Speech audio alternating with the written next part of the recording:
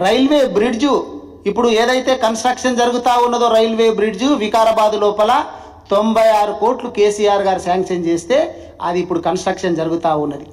అది కూడా తీసేస్తారా? కేసీఆర్ గారు గుర్తులను తీసేసుడు అనేటటువంటిది రేవంత్ రెడ్డి గారి తరం కాదు. అట్లా కేసీఆర్ గారు చేసిన గుర్తులను తీసేయాలంటే మీరు ఊసుంటున్నటువంటి సెక్రటేరియట్ను కూల్చేయాలి, పక్కన అమరవీరుల స్తూపం తీసేయాల, అంబేద్కర్ గారి విగ్రహం తీసేయాల. ఇట్లా చాలా ఉన్నాయి.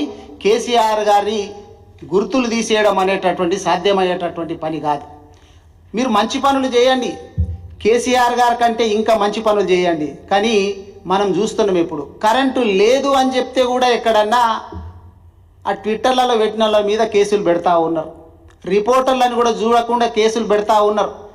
పట్టపగలే హత్యలు చేస్తుంటే పట్టించుకునే నాదులు లేడు, విద్యను పట్టించుకునే నాదులు లేడు, విద్యాశాఖ మంత్రి లేడు, ఇప్పటి వరకు హోంశాఖ మంత్రి లేడు.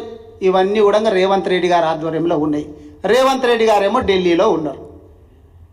మనం చూస్తున్నాం, ప్రైవేట్ హాస్పిటల్స్కి పోతున్నారు రేవంత్ రెడ్డి గారు. నేను ఒక డాక్టర్ను. ప్రైవేట్ హాస్పిటల్స్లోకి పోయేటటువంటి రేవంత్ రెడ్డి గారు నేను కోరేది ఏంటంటే, గవర్నమెంట్ హాస్పిటల్స్ అయినటువంటి గాంధీ హాస్పిటల్ కానీ, ఉస్మానియా హాస్పిటల్ కానీ, కరెంటు లేదు అని చెప్పి ఐసీయూలలో ఎన్నో సందర్భాల్లో చూసినటువంటి ఎంజీఎం హాస్పిటల్ని కానీ మీరు ఒక్కసారన్నా విజిట్ చేసినరా? ఒక్కసారన్నా ఈ హాస్పిటల్కి సంబంధించినటువంటి వాటి మీద మీరు రివ్యూ తీసుకున్నారా? అసలు ఇవన్నీ ఎందుకు చేస్తుండ్రు అంటే ప్రజల దృష్టి మరల్చాలా. ఎందుకంటే ఇచ్చిన హామీలు సాధ్యమయ్యేటటువంటి కనిపిస్తలేదు ఎక్కడ కూడా. ప్రజల దృష్టి మరల్చాలా అంటే, ఎందుకంటే ఎక్కడ పోయిన ఇప్పుడు చాలామంది మాకు తులం బంగారం ఇంకెప్పుడు ఇస్తారో, ఎప్పటి నుంచి అని చెప్పి అనౌన్స్ చేస్తారో అనేటటువంటి విషయంతో లగ్గాలు ఆపెట్టుకున్నారంట. తులం బంగారం ఎప్పుడు అనౌన్స్ చేస్తారో అప్పటి నుంచి మేము పెళ్ళిళ్ళు పెట్టుకుంటాం అనేటటువంటి వాళ్ళు కొంతమంది ఉన్నారు. ఈ హామీలన్నీ నెరవేర్చ చేత కావట్లేదు కాబట్టి మీరు దృష్టి మరల్చాలంటే ఏం చేయాలా? కాళేశ్వరం మీద అవినీతి అని ఒకసారి, ఫోన్ ట్యాపింగ్ అని ఒకసారి, ఇట్లా రకరకాలవి చేసుకుంటా నేను కాకతీయ తోరణం తీసేస్తా అని చెప్పి, పెళ్లి పిల్లగాని బాసింగం తీసేస్తా అని చెప్పి, ఇవి కాదు మీరు చేయాల్సినటువంటి పనులు. టీఎస్ లోపలనంట ఎస్ అంటే బీఆర్ఎస్ టీఆర్ఎస్లో ఎస్ ఉంది కాబట్టి నేను ఎస్ తీసేసి టీజీ పెడతా అని. మరి మీ లెక్క ప్రకారమే చూస్తే కాంగ్రెస్ లోపల కూడా జీ ఉన్నది కదా, అందుకని జీ పెట్టినట్లను. జీ ఎందు గురించి పెట్టినట్లు? ఈ కాకతీయ తోరణం తీసేసినంత మాత్రాన, టీఎస్ తీసేసి టీజీ చేసినంత మాత్రాన ప్రజలకి ఏమన్నా ఉద్యోగాలు వస్తున్నాయా? నిరుద్యోగుల సమస్య తీరుతుందా? అందుకే ఇప్పటికైనా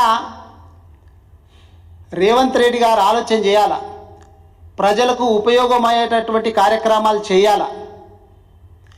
పొద్దుందాకా తెల్లందాకా కేసీఆర్ గారి మీద, కేటీఆర్ గారి మీద, బీఆర్ఎస్ పార్టీ మీద ఏడవడమే కాకుండా ప్రజలకు ఉపయోగమయ్యేటటువంటి కార్యక్రమాలు చేయాలి. నేను ఇందాక చెప్పిన ప్రజల దృష్టి మరల్చేటటువంటి కార్యక్రమం చేస్తున్నారు అని. ఎందుకంటే ఇగో ఈ లెటర్ ఉంది ఇక్కడ, మీ ఏఐసీసీ ఇచ్చినటువంటి letter, all India Congress committee ఇచ్చినటువంటి లెటర్ ఇది. ఇది ఎప్పుడో పాత లెటర్ కాదు, జూన్ 19, 2024. ఏమి లెటరు ఇది అంటే press release. Honourable Congress president has conducted the fact finding committees to assess the poor performance of the party in the following states in the recently conducted general elections with immediate effects. అంటే మీ AICC ఏం చేసింది అంటే, మొన్న MP ఎలక్షన్ల లోపల poor performance ఏ ఏ స్టేట్లలో ఉందో, ఎందుకట్లా poor performance ఉంది అని కనుక్కోవడం గురించి, నిజానిజాలు తేల్చడం గురించి ఒక కమిటీ వేసింది.